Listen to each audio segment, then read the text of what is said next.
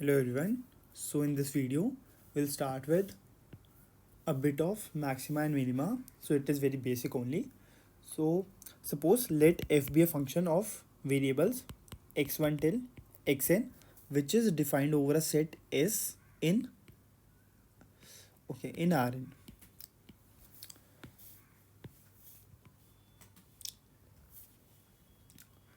Okay, now if we suppose that C is a particular point which belongs to the S, and at C the value of the function is greater than x for all other x's belonging to S. ठीक है, मतलब C में जो f of c की value आ रही है it is far greater than f of x, और x कोई भी वैल्यू ले अगर, ठीक है, and x belongs to s. तो what we can say is कि c पे वी हैव अ मैक्सिमम. तो अगर f of x is always less than equals to f of c for all x belongings to s, तो ये हमारा maximum हो जाएगा. अगर ये सिनेरियो है then C is called a point of global maximum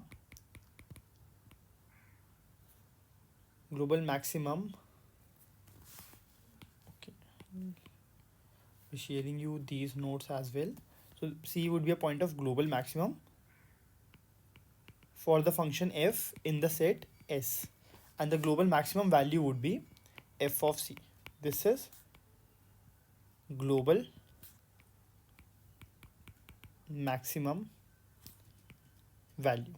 Similarly, if there exists a point D such that f of D is always less than f of x for all x belonging to the set S, then we can conclude that point D is a global minima for f in the set S, and f of D would be the global minimum value. Now, this property is important, that if C maximizes the function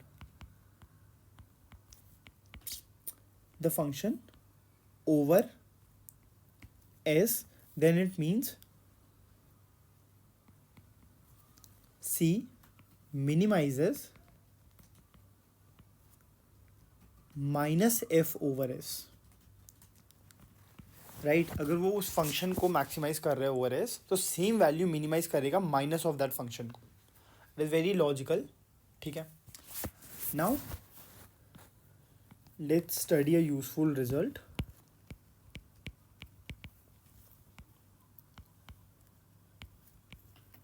okay, the result goes as कि अगर एक function को, if you are maximising a function sorry, this is equivalent to maximizing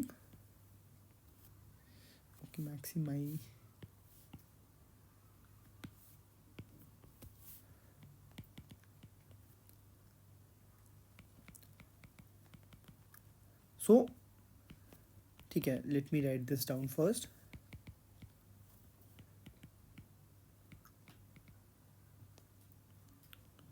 ठीक है, एक function को maximise करना is equivalent to maximising a strictly increasing transformation of that function.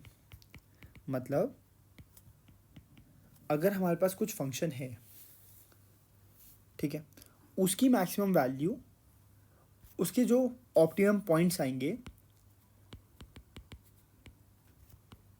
जिस पे वो मैक्सिमम होगा, that would be the same as the optimal point अगर हम उस फंक्शन का स्ट्रिक्टली इंक्रीजिंग वर्जन लेंगे.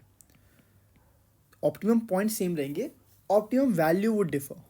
ठीक है, ऑप्टिमल और मैक्सिमम वैल्यू वुड डिफर. ठीक है, ऑप्टिमम पॉइंट सेम आएंगे. ठीक है, इसके थोड़े एग्जांपल करते हैं. फर्स्टली सपोज अगर हमने कोई एक्स वाई कोई पेयर निकाला which is maximising the function F X over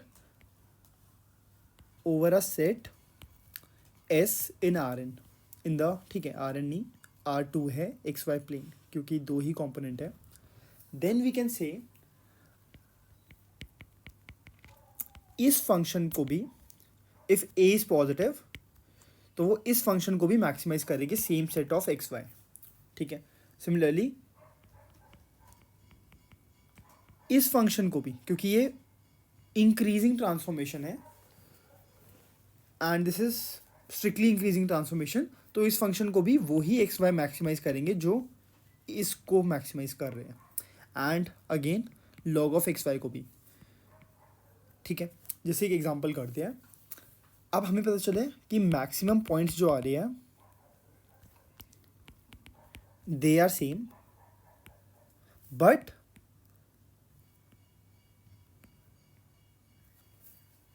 the maximum values are different. ठीक है. क्योंकि वो तो फंक्शनल फॉर्म पे डिपेंड कर रहे हैं. Maximum values are different. Okay.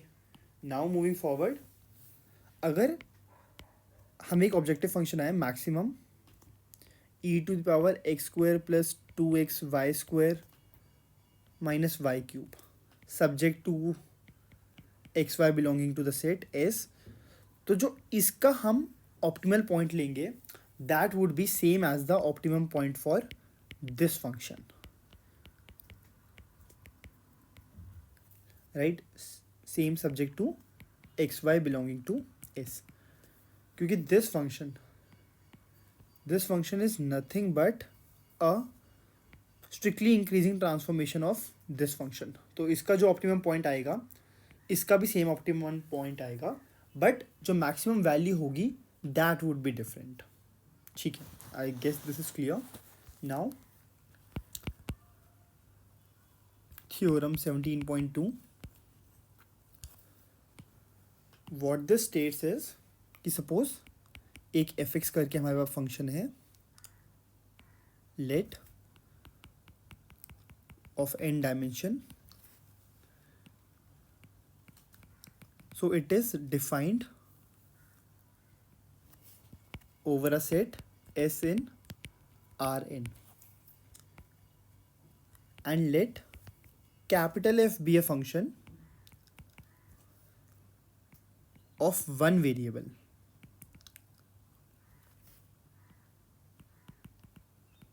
defined over the range of F. ठीक है. Now define G over S by, so suppose we have this function जो एक एफ एक्स फंक्शन था जो एक पर्टिकुलर सेट पे डिफाइंड है एंड एफ भी फंक्शन है वन वेरिएबल का over the range of F. तो एक एफ फंक्शन आ गया है which is the function of x1 x2 till xn, and g itself is a function of, suppose we are defining g by this, then what we have is firstly if f is increasing, capital F is increasing and c1 c2 till cn maximizes or minimizes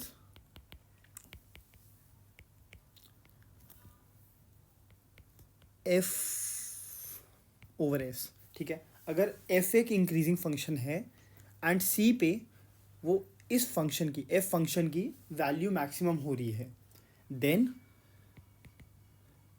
c would also maximizes the function g or minimizes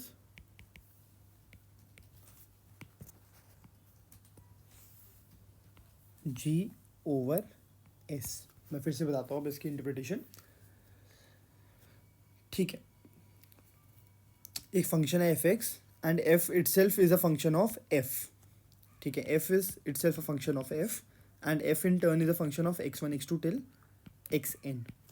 and we define g as a function of x1 x2 xn. अब इस पे हो क्या रहा है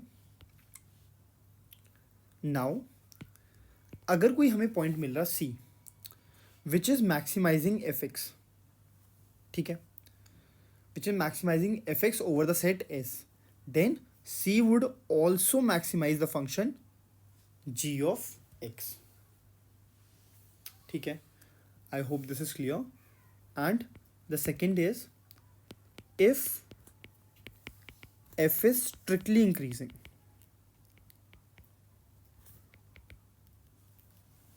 so if f is strictly increasing, then c maximizes or minimizes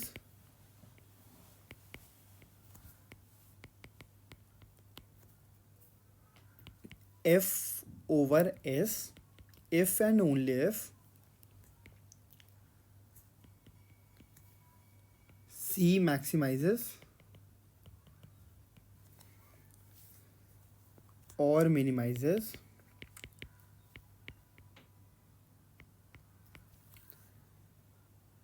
g over s. इसका मतलब अगर f strictly function increasing function है एंड c की मैक्सिमम वैल्यू आ रही है, अगर c मैक्सिमाइज कर रहा है f को ओवर s, ये तभी पॉसिबल है जब c मैक्सिमाइज कर रहा है g को. तो फर्स्टली हमने क्या बोला था, फर्स्ट स्टेटमेंट बता रही थी कि अगर c इस फंक्शन को मैक्सिमाइज कर रहा है तो c g को भी मैक्सिमाइज करेगा. सेकेंड स्टेटमेंट कह रही है अगर c इस फंक्शन को मैक्सिमाइज कर रहा है तो c ऑटोमेटिकली f फंक्शन को भी मैक्सिमाइज करेगा. ठीक है, अब इसका प्रूफ इज इम्पॉर्टेंट, तो will do the proof of this. First statement थी कि अगर f इंक्रीजिंग है and c is maximising f over s and the function f is increasing, so then we need to show that c will maximize g as well. ठीक है, ये हमें show करना है.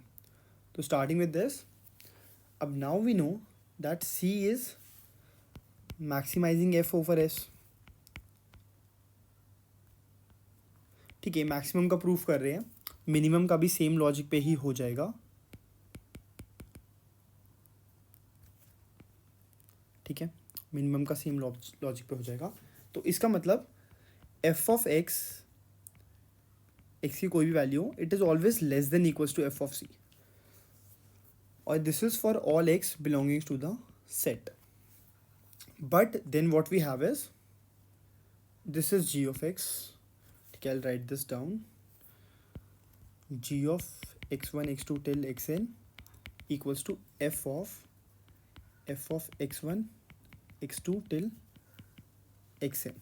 ठीक है, now we can write it down as g of x क्या हो जाएगा, and x is a vector of consisting of all these points, या x एक पॉइंट है जो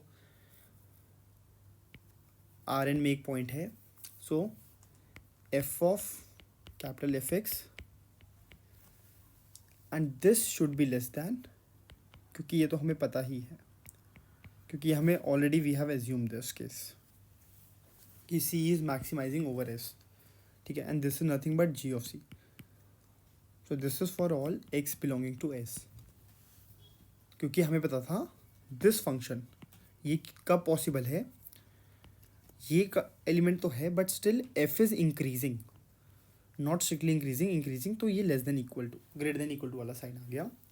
क्योंकि अगर f इंक्रीजिंग फंक्शन है and f of x is always less than f of c, तो f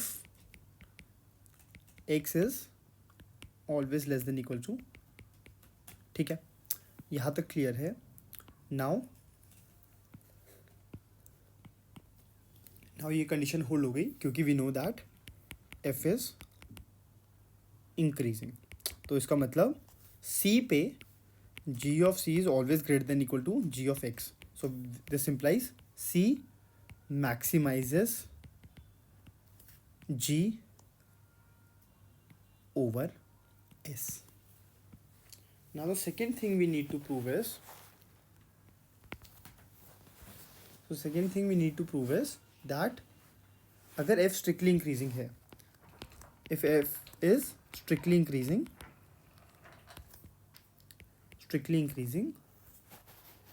then what we need to show is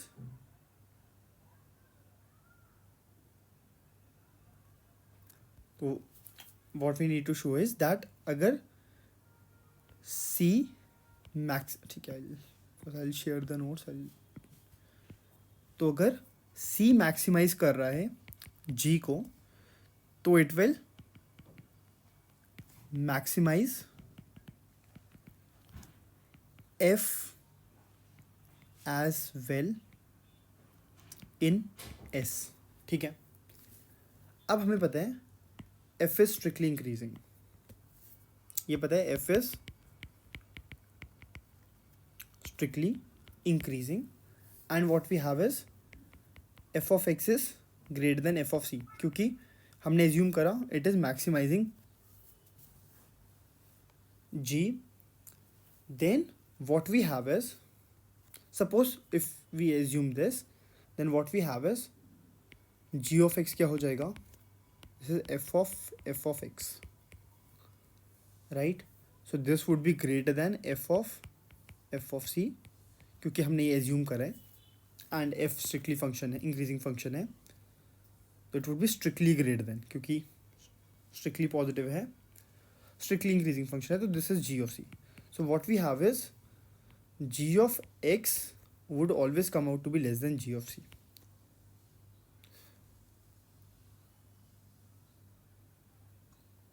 Okay, no. So in this case what we have is g of x is always greater than equal to g of c. But हमने क्या assume किया था, f of x is greater than f of c, so we are getting this. But if we assume f of x is less than f of c and f is in strictly increasing function, this will fetch us g of x is always less than equals to g of c. तो मतलब अगर ये है condition तो ये pre-requisite है, तो मतलब अगर c g को मैक्सिमाइज कर रहा है तो c f को भी मैक्सिमाइज करेगा. c will maximize f as well.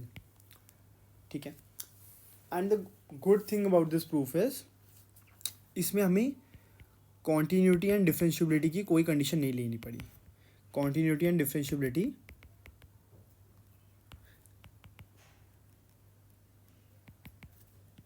no conditions required.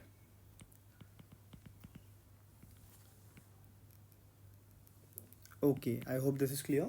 Now moving to the next topic, topology in the plane. ठीक है, इसमें हम कुछ कॉन्सेप्ट्स पढ़ेंगे. अब देखो, कुछ ऐसे कोई एक कर्व है, शायद से सपोज कर्व है. एक पहला कॉन्सेप्ट है इंटीरियर पॉइंट. तो इंटीरियर पॉइंट क्या होता है, कोई भी एक पॉइंट जिस पे तुम एक सर्कल बना दो. ठीक है, वहाँ उस पॉइंट पे जहाँ एक सर्कल एग्जिस्ट कर रहा है, such that all the points inside the circle, जो इस सर्कल में, इस ग्रीन में इनसाइड द सर्कल है, ठीक है, बिलोंग्स टू एस. फिर से बता रहा हूँ, एक कोई भी कर्व है, इंटीरियर पॉइंट क्या होता है, तुम उसके अराउंड एक सर्कल बनाओ छोटा सा. अगर कोई तुम एक सर्कल ऐसा बना पा रहे हो जिसके through all the points inside the circle lie in the same set, then it is called a interior point. ठीक है, I hope this is clear. Now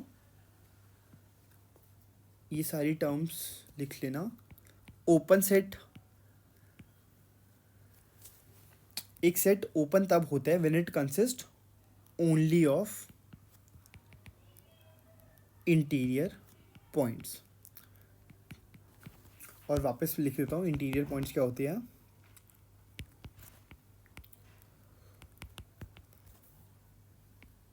ठीक है, एक पॉइंट के around will make a circle point है, make a circle around it,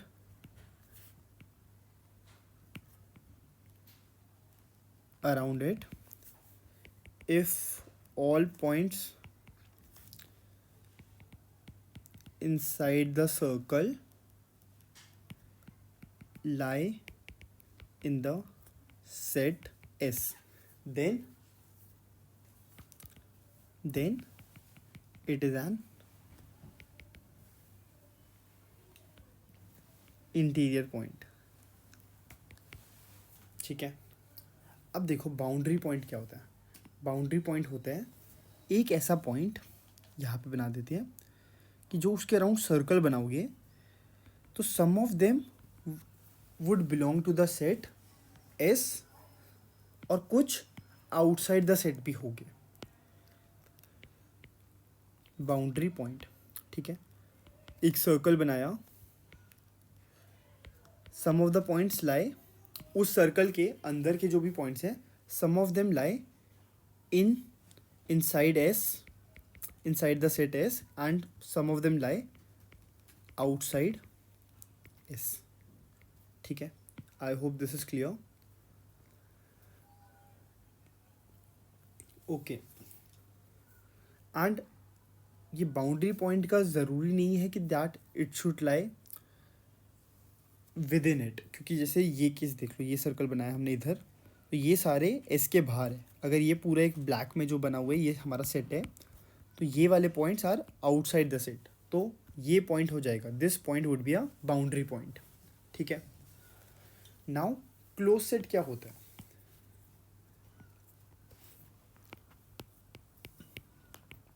close set होता है when the set S contains all its boundary points. अगर उस सेट में सारे बाउंड्री पॉइंट्स है तो it is a close set. ठीक है, I hope this is clear. अब this is an open set, ठीक है, क्योंकि बाउंड्री पॉइंट्स नहीं है included. This is a close set and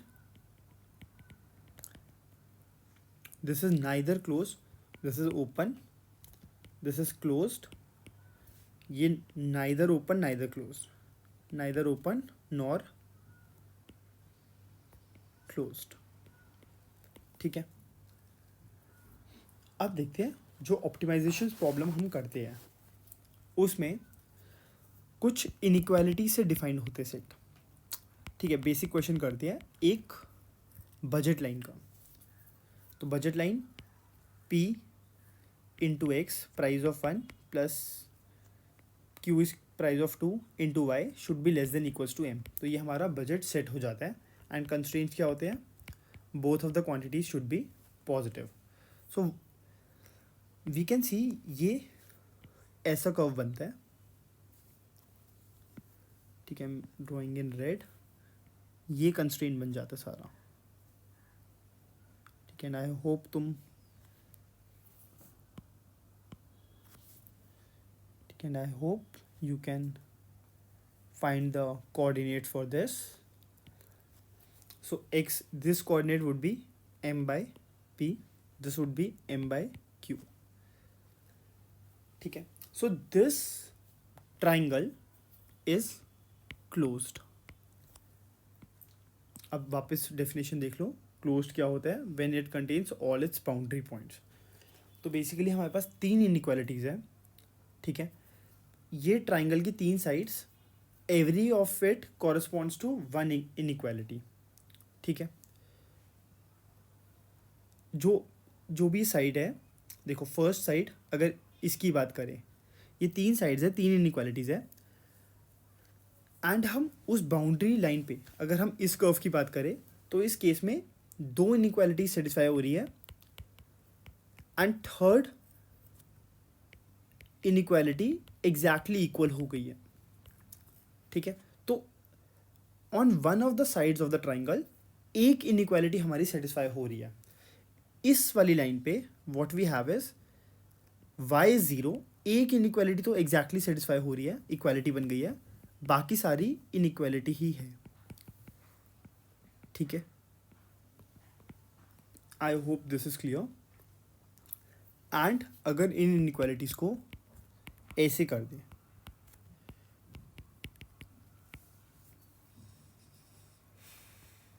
this becomes a open set क्योंकि boundary points are not included.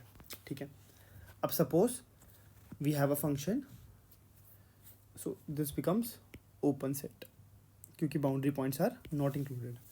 Suppose we have a function given by gxy where g is a continuous function and c is a real number।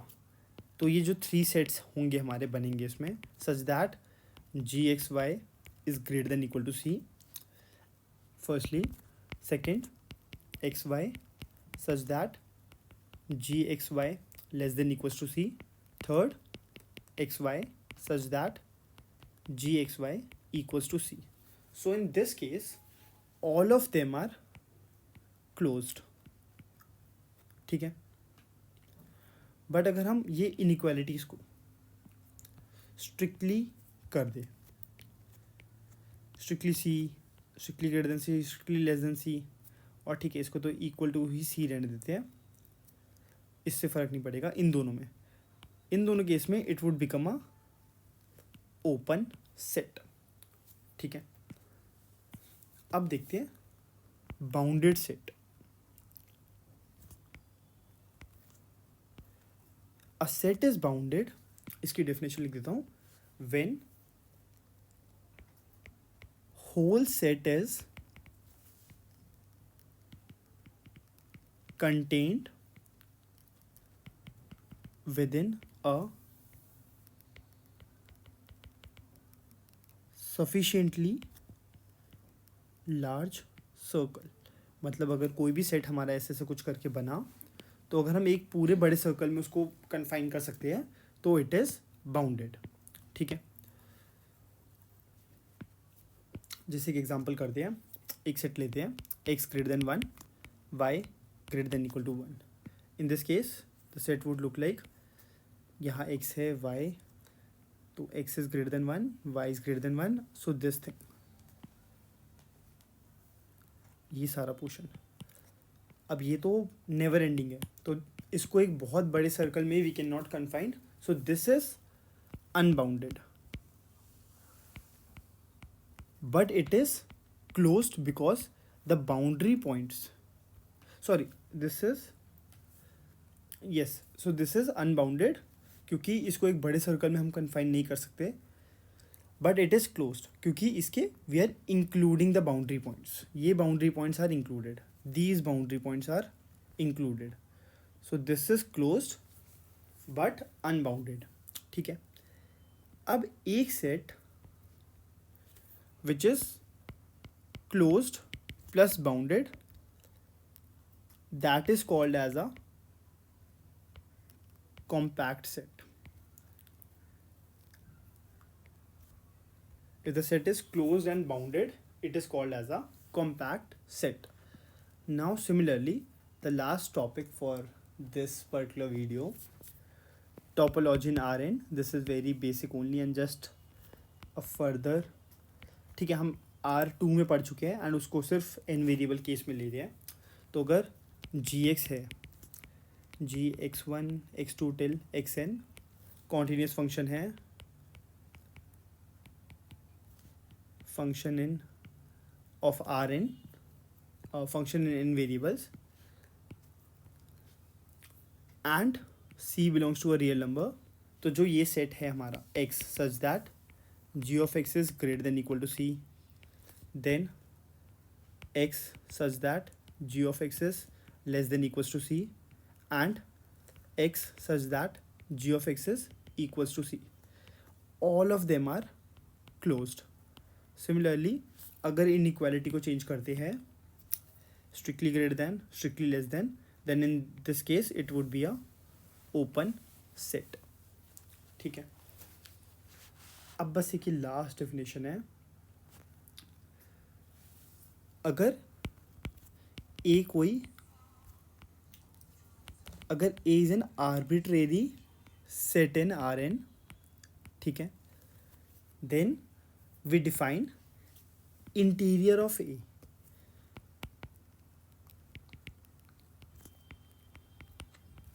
We define interior of A as the set of interior points of A.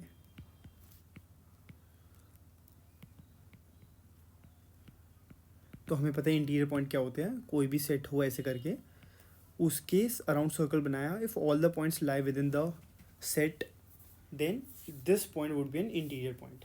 तो interior of A को define कैसे कर रहे हैं? The set of interior points of A. और अगर set A open है,